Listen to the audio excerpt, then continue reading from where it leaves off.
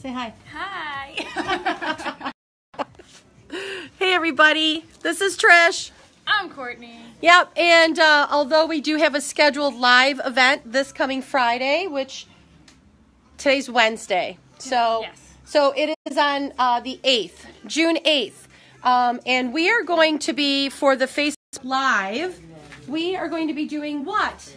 We're going to be painting this beautiful dresser in Miss Mustard Seed milk paint. Yeah, so we're going to be talking about the differences of milk paint versus chalk paint. And also, Courtney from Nuts to Bolts, we're going to be talking about what when it comes to milk paint. Really the mixing part of it, because Annie Sloan's chalk paint, it comes pre-mixed. Miss Mustard Seeds does not. It comes in a powdered pigment that you mix with the water. So we're going to talk in depth about that process. Yep, so we'll go into detail about how do you mix milk paint, what kind of surfaces can you use milk paint on, is there anything additional you need to add to the milk paint, like a bonding agent, when would you do that, when wouldn't you? We'll talk about different top coats available using the milk paint, and we're going to be actually doing what on Friday? So we're going to be painting the dresser. Okay, so this is the dresser that in 2 days we're going to be using Miss Mustard Seeds milk paint to paint, but tell me the deal, what's going on the top of this right now? So we had a veneer top on this, and the entire front was lifting up and peeling off. So what we're going to try to do, which is actually working quite effectively, is taking off the veneer using steam, an iron, and I'm using a screwdriver. But you really should be using a putty knife, but ours is at my house. So just out of curiosity, and there's more than one way to do this, but you want to just show them how you are?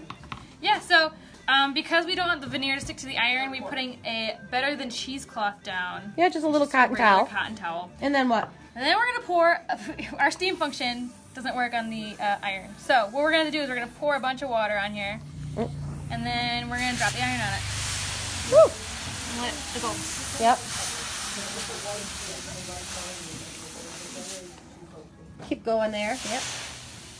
So you're just using hot steam and a hot iron on the top, and then we're just kind of slowly peeling it away. You can see we've kind of done quite a bit already. Yep, we have a pile over there and just working our way through. And then once we get it all off, we might go through one more time, kind of heat it up a bit, and then just turn that around. And then we'll see what we're going to do at the top. We're not sure if we're going to stain it, we're going to just put hemp oil on it, or what's going to happen. So you see, we're just kind of peeling it off. If you're tuning in, been there, people know how this is. Some people use a hair dryer. That works pretty good, they said. My hair dryer doesn't get that hot, so it doesn't work too well. But if you have your own little secrets on how you do this, other than what we're doing, feel free to leave a comment. Let us know. So just out of, why don't we, so this is Courtney, just slowly peeling back that veneer that's steamed, and we're just pulling it off, making sure that we're not scratching the top because we want to keep it nice and good. But why don't we take a break from that? Why don't you show them the colors? Maybe they can vote on it. Yeah, so we have a couple of colors that we're thinking about for this dresser. So first of all, what are we going to do with the dresser? We're thinking we're not going to paint the top? Maybe just the base? Yeah, we're thinking about just painting the base and either staining or doing a hemp oil finish on the top. I don't think we've decided. Okay, yeah, we don't know if we're going to end up making the top of the dresser darker or leaving it as is and just putting a hemp oil on it. But I don't know if you can see the profile of the front of this piece. It's pretty cool. It's got a lot of beautiful like curves to it. In fact, I don't think I haven't come across a piece that had this much detail like that. Yeah. Okay, so these are the color choices we're debating on. So hey, feel free to tell us your favorites. So starting from the left over here. Yep. So we have Mora, which okay, is kind of a gray with a bit of a green mint tone to it. Okay. That's probably my favorite. It's coming across a little bit more gray on the video. Is it? Okay. Oh, and so Scott's like, what's with the iron? Scott, we've been working on removing this old veneer. Yeah. No, we do not iron clothes at the Purple Painted We do not. Okay, so Scott, we're asking for people. Tell us what your color choice is for painting this dresser with Miss Mustard Seeds milk paint. Yeah. So here's some options. So we have Mora. It's all the way on the left. It's kind of like a grayish, a little bit of a green to it. It's really pretty. We have Shutter Gray, which is a bit of a darker gray with more blue to it. Yeah, and that's coming across a lot more blue on the camera. than it actually is. What else do you have? We have Eulalie's Sky. That's like a really light turquoise. If anyone's used like chalk paint, it's kind of like a Provence color. Lighter. A little bit lighter. Like oh. Shoot! Oh my gosh, allergies in New York. I'm so sorry. So that Eulalie's Sky reminds me a little bit more of like a duck egg, if you ask me. Okay. But anyways. We have Schloss, which is like a taupish gray. I love it. I think it looks like French linen. It looks a little like French linen. French linen has a little bit more. Yes. Is a grayish with a little green though. So we have Boxwood, which is like an emerald green. Okay. And then there's Trophy, which is kind of like a darker version of Schloss. Yeah, I like that too. Lisa says Shutter Gray. Noreen goes purples. Unfortunately, Noreen, what was it called? Dried Lavender. Dried Lavender. It was a Miss Mustard Seed color. That's no longer available. Otherwise, we would have done it in that. Yeah. We actually talked about it this morning. We even had it out, and we're like, well, we can't sell that. That paint's discontinued, so probably don't want to promote it. So really quick, the difference between milk paint and chalk paint. You want to just, we still have quartz over there, but chalk paint comes pre-mixed in a quart. And it's already, you just got to shake it really good, and you open the lid, and you start painting. It is a heavy-bodied paint, and the pigment is solid. It goes really concentrated through it. There's no stripping, sanding, or priming. Where if you're going to be using milk paint, a traditional milk paint, yes. So let me just focus on Courtney. There you go. So milk paint comes, can you show like how thin the bag is? Oh, like, yeah. It's just a little bag and there's powdered pigment in there. And this is traditional milk paint. It's been around for centuries. And there's your quart of chalk paint. So this is pre-mixed. You shake it, pop the lid, you start using it. Right. It has a flat matte appearance.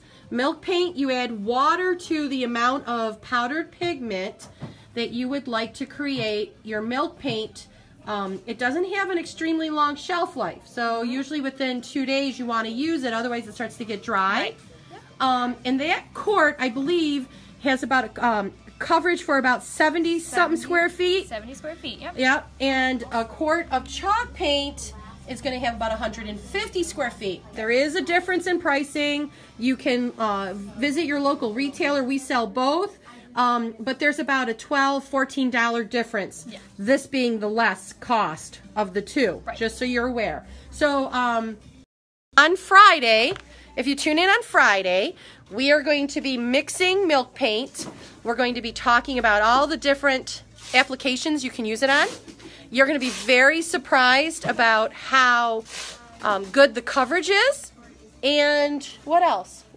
We're going to talk about various top coats, what you can do to add to milk paint, the surfaces that you can use milk paint on, how milk paint behaves. And the beauty out of it. So like with milk paint, if you really love that rustic, sort of chippy farmhouse appearance, I think you're more in tune to be able to achieve that easier with milk paint. It's totally natural. There's no chemicals in the milk paint. I think you're going to find there's no smell, just like chalk paint. And somebody was asking, so why would you use milk paint? Personally, I find that you either love using milk paint or you might not. But when I find a lot of men who come into our shop who build period-specific furniture. Yeah. They are very interested in milk paint because that's what would have been used during maybe the craftsman style of what they were building. So let's see here. What time on Friday? Thank you for asking, Cindy. So 11 a.m. Eastern time. And if you text the number 74121. What do you got to do? You have to just text the word chalk paint. All one word, no caps. If you have a smartphone, it's going to try and autocorrect it to chalk paint with 2 words. It needs to be 1. You cannot have that space in there. Yep, and you can opt out at any time, but that way, even though this was really spontaneous on Friday, we'll just send you a quick text 10 minutes before the video, our Facebook Live. And that way, if you want to tune in, you can, because we usually give something away, and you need to be present to do that. But the videos we always save, so you can watch them later. So on Friday, we're going to be talking about differences between milk paint and chalk paint, some of the, I think, really wonderful attributes of milk paint. And also, if you're local to us, we'll be providing a list of maybe some milk paint workshops that you can sign up for. Courtney's going to be teaching those. Hey. And that's it, right? Yeah. Okay, so happy Wednesday, everybody. Bye. Bye. Bye. See you Friday. Friday.